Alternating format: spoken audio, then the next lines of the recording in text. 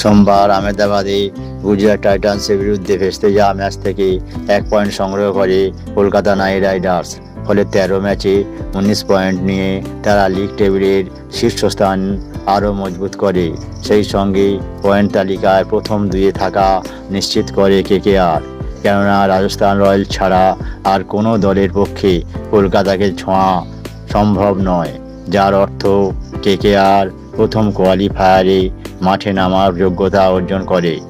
Night রাইডার্সের net run rate এই মুহূর্তে +1.428। কেকেআরের বিরুদ্ধে বৃষ্টিতে পরিত্যক্ত ম্যাচ থেকে মোট 1 পয়েন্ট হাতে আসায় IPL 2024 থেকে বিদায় নিশ্চিত হয়ে যায় গুজরাট টাইটান্সের। 13 ম্যাচে গুজরাটের সংগ্রহ দাঁড়ায় 11 পয়েন্ট।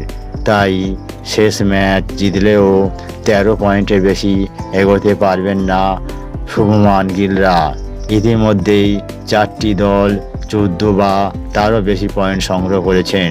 তাই লিগ টেবিলের প্রথম 4-এ থাকা কোনোভাবেই সম্ভব নয় গুজরাটের পক্ষে। গুজরাট টাইটান্স তৃতীয় দল হিসাবে IPL-এ 2024-এর লিগ পর্ব থেকে বিদায় নেওয়া নিশ্চিত করে। তাদের নেট রান রেট -1.063। টাইটানরা আপাতত লিগ টেবিলে 8 নম্বরে রয়েছে। এই মুহূর্তে 12 ম্যাচে 16 পয়েন্ট রয়েছে রাজস্থান রয়্যালসের খাতায়। তারা রয়েছে লিগ টেবিলে দ্বিতীয় স্থানে। রয়্যালসের নেট রান রেট +0.349। আর একটি ম্যাচ জিতলেই সঞ্জু স্যামসনেরা প্লে অফের টিকিট নিশ্চিত করবেন। 2টি ম্যাচ হেরেও প্লে অফে উঠতে পারে রাজস্থান। তবে পরিস্থিতি যেখানে দাঁড়িয়ে তাতে রয়্যালসের প্রথম দুয়ে থেকে প্রথম কোয়ালিফায়ারকে খেলার সম্ভাবনা প্রবল দেখাচ্ছে। চেন্নাই সুপার কিংস 13 ম্যাচে 14 পয়েন্ট সংগ্রহ করে লিগ টেবিলে তৃতীয় স্থানের অবস্থান করছে।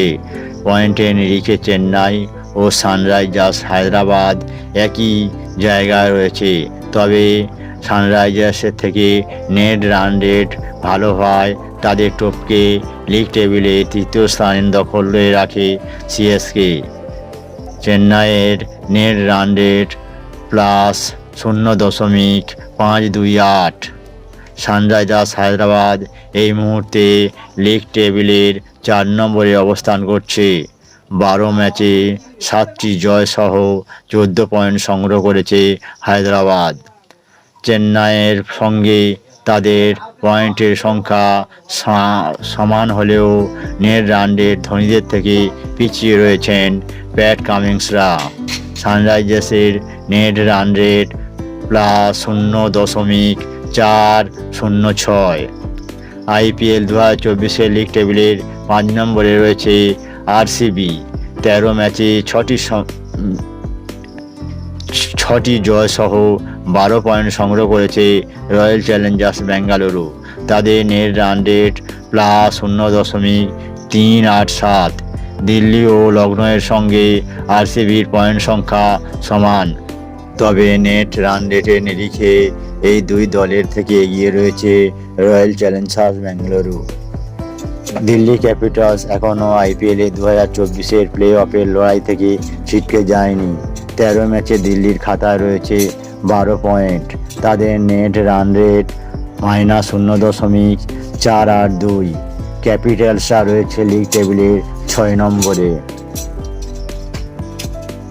লখনউ সুপার জায়ান্টস এখনও পর্যন্ত 12টি ম্যাচ খেলে 12 পয়েন্ট সংগ্রহ করেছে।